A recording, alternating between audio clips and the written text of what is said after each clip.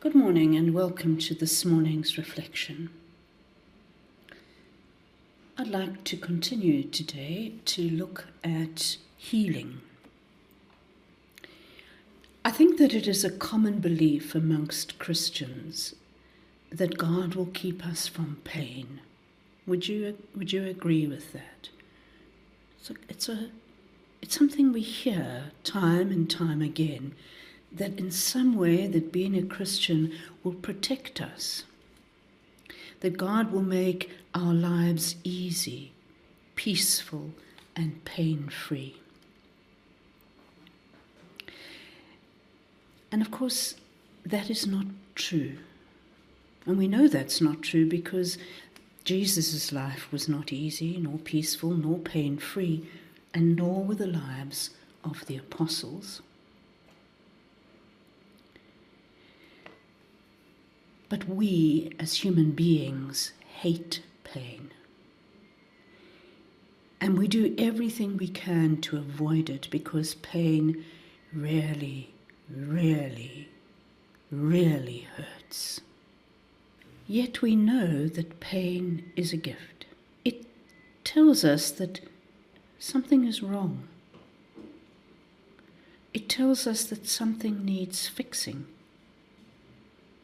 Without pain, we would not know that there was something wrong. Without pain, we would not know that we had placed a hand on a hot plate. And without knowing that, we would severely harm ourselves. And similarly, emotional pain tells us something about the state of our inner world. That something is wrong on the inside when we experience emotional pain. When we feel pain, when we feel our lives, and we are tuned into pain as it emerges, if we resolve it and resolve it before our lives begin to constantly revolve around that pain. So when pain appears, we need to be open to it, rather than denying it or neglecting it. Jesus was no stranger to pain, and in the Garden of Gethsemane, we see him struggle deeply with emotional pain to the extent that he begins to sweat blood. He was in the midst of despair. He felt his pain at his very core. And he felt this in spite of knowing that the final outcome of his death would be resurrection. The final outcome of his death would be salvation. And yet he struggled. And he had to reach a point at which he could surrender himself to that pain. Surrender himself to willingly giving up his life. So never shame anyone who cannot feel the joy that awaits them on the outside of the pain they are currently in. We must give them the same opportunity that Jesus had to work through the pain, through the reality of suffering. Our emotions are indeed a gift from God, and they are useful in letting us know what is going on inside of us. We are not meant to bury them. We are not meant to bury our feelings, for our feelings have a place. But we should not focus our entire lives on our emotions. So we must feel our lives and live authentically with nothing hidden and nothing buried. Of course, sometimes we try to numb our emotions, and we often numb them with food. Perhaps if we don't use food, we use alcohol or drugs or sex or gambling or stealing. And the list of those things that we use to numb can go on and on. So to heal, we must re-enter the pain. We have to go there where it hurts and resolve it, and then move on with our lives. The choice to heal is the choice to not take a drink at the point of rage, or eat a whole packet of zoological biscuits, which is what I can sometimes do. It is to look at rage as a sign that there's something wrong. There's something that we need to attend to. And so we choose to live with that state of anger and to find out what's at the heart of this anger. Quite often it's fear.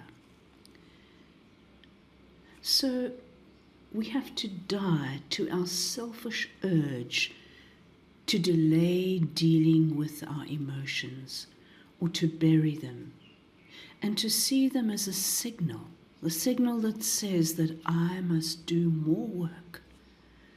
I must clean out the emotional baggage from the darkest part of my soul. As Christians, we will not experience peace in all circumstances, but rather pain pierces us and we know we have work to do. When someone dies, someone that we love deeply, we feel extreme pain. And we need to feel that pain and allow that pain to open the door to finding a way to live without them. But if we deny the pain, we will never move forward. Some questions perhaps that we can ask that might help us to sit with the difficulties in our lives. We might ask, what am I really afraid of here, that my emotions are all over the place? What is missing in my life that is driving me? Am I empty? What am I filling up on? What am I refusing to feel? What feelings am I avoiding? Am I afraid of rejection? Am I afraid of being inadequate? Am I afraid of failure?